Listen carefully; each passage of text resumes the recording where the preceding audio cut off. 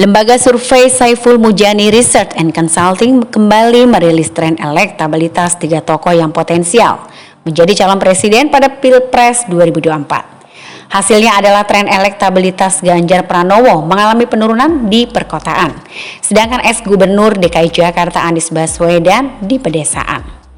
Hal ini berdasarkan studi yang dilakukan sejak Desember 2022 sampai awal April 2023. Dalam penjelasannya, Saiful mengatakan pertama pada pemilih pedesaan dan perkotaan.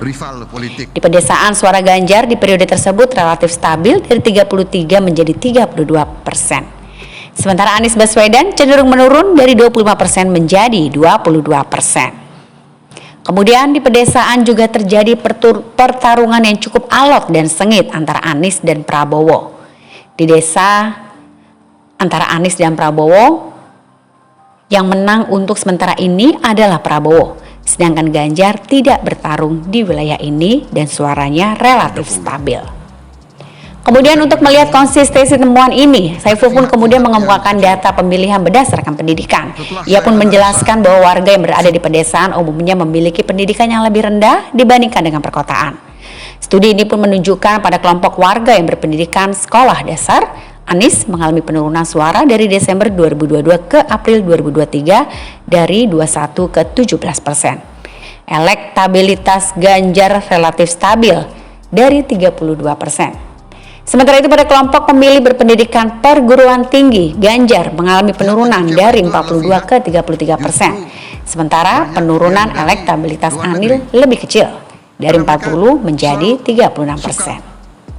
Kemudian Saiful juga menguji konsistensi pola ini pada kelompok masyarakat yang tidak memiliki handphone dan yang memiliki handphone.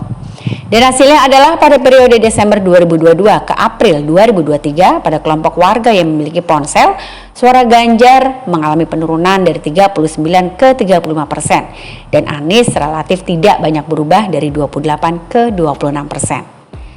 Sementara pada pemilih yang tidak memiliki ponsel, suara Ganjar sedikit menguat dari 24 ke 28, sehingga Anies turun agak signifikan dari 22 ke 17%. Saiful menyatakan bahwa yang tidak memiliki ponsel umumnya tinggal di pedesaan, sehingga kurangnya akses informasi yang bisa didapat oleh pemilih yang tidak memiliki handphone.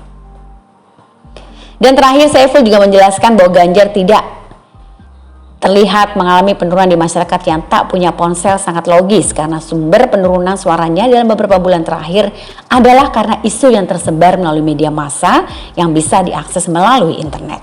Di sisi lain, elektabilitas Menteri Pertahanan Prabowo Subianto naik cukup signifikan di wilayah pedesaan maupun perkotaan. Saudara-saudara, saya ini sudah